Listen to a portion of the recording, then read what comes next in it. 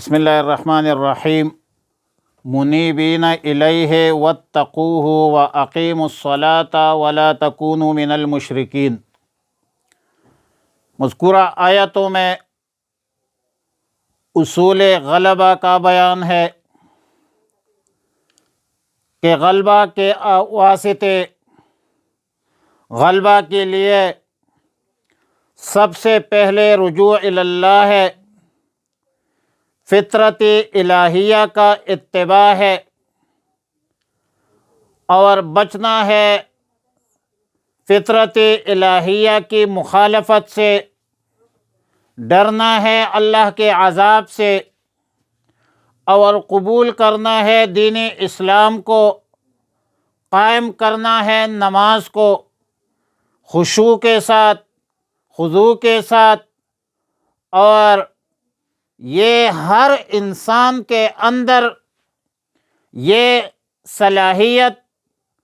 اور استعداد موجود ہے کہ حق قبول کرے۔ قبولیت حق کی صورت میں اقام الصلاۃ، کیونکہ اقامت الصلاۃ دین کا ستون ہے۔ الصلاۃ عماد الدین، فمن اقامها فقد اقام الدین ومن ہدمها فقد ہدم الدین۔ عملی طور پر ایمان، اسلام، اطاعت حق کا اظہار ہے،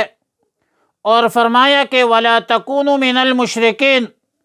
شرک کرنے والوں میں شامل مت ہو جاؤ، جنہوں نے اپنے فطرت قبول حق کی صلاحیت سے کام نہیں لیا ہے،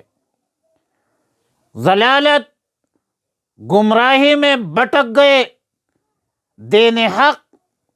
دین فطرت میں تفریق پیدا کر دی،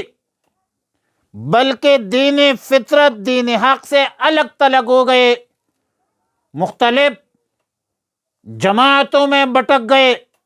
وَكَانُوا شِيَعًا، شیعہ کی جمع ہے، ایک ایسی جماعت کو کہا جاتا ہے جو کسی مقتدا کی پیروی کرتے ہو۔ مطلب یہ ہے کہ دین فطرت دین اسلام ہے، توحید تھا، شرک نہیں تھا، لیکن ان بدبختوں نے توحید کو چھوڑ کر مختلف الخیال لوگوں کے خیالات کے تابع ہو گئے، انسانی خیالات کے تابع ہو گئے، اور انسانوں کا خود ساختہ نظام، طاغوتی نظام زندگی کے تابع ہو گئے، بلکہ شیطان نے ان بدبختوں کو اپنے خیالات اور معتقدات کا تابع بنا دیا، اور ہر صاحب خیال، ہر شخص اپنی مستی میں مست ہو کر اپنے پارٹی کے خیالات، اعتقادات میں مگن رہتے ہیں۔ کل حزب بما لدیہم فرحون، ظاہر ہے کہ انسانوں کے خود ساختہ خیالات، افکار میں تفاوت ہے،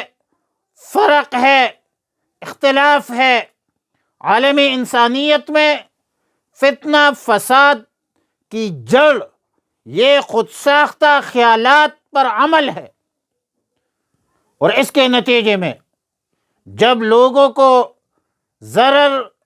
تکلیف پہنچتی ہے تو پھر اضطراری حالت میں بھی، بے قراری کی حالت میں، سب معبودان باطلہ کو چھوڑ کر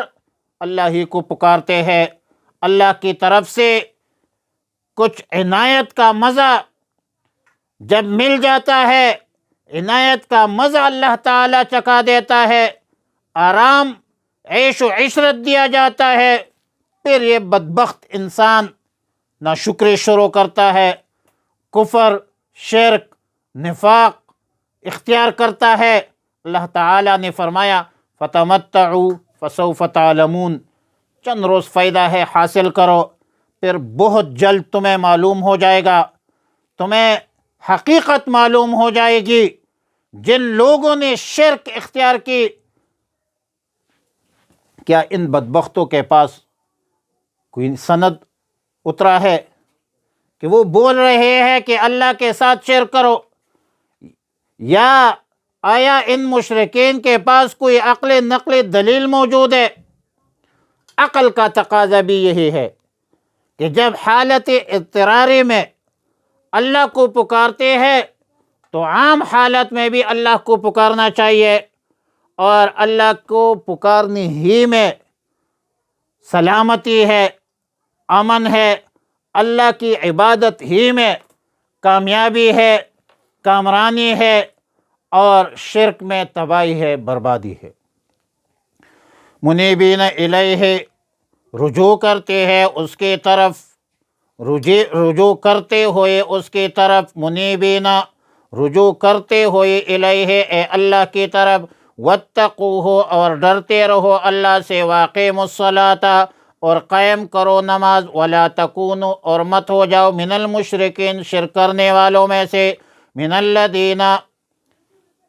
یعنی ان لوگوں میں سے بعض وہ ہے فرقوا دینہم جنہوں نے ٹکڑے کر دیے ہیں اپنے دین کو، وکانوا شیعا اور وہ ہو گئے کئی گروہ، کل حزب ہر ایک گروہ، بما لدیہم ان باتوں پر جو ان کے پاس ہے، فرحون خوش ہے، وَإِذَا مَسَّ الْإِنسَانَ اور جب پہنچتی ہے انسان کو ضر تکلیف، دعوا ربہم تو پکارتے ہیں اپنے رب کو، منیبین الیہم رجوع کرتے ہوئے اللہ کی طرف، ثم اذا اذاقہم منا رحمتاً جب وہ اللہ چکا دیتا ہے ان کو اپنی طرف سے مزہ رحمت کا، اذا فریق منہم تو ان میں سے ہوتی ہے ایک جماعت، بربہم اپنے رب کے ساتھ، یشرکون شرک ٹھہراتے ہیں اللہ کے ساتھ غیر کو، لیکفروا تاکہ انکار کرے، بما آتیناہم اس نعمت کا جو ہم نے دیا ہے ان کو، فتمتعوا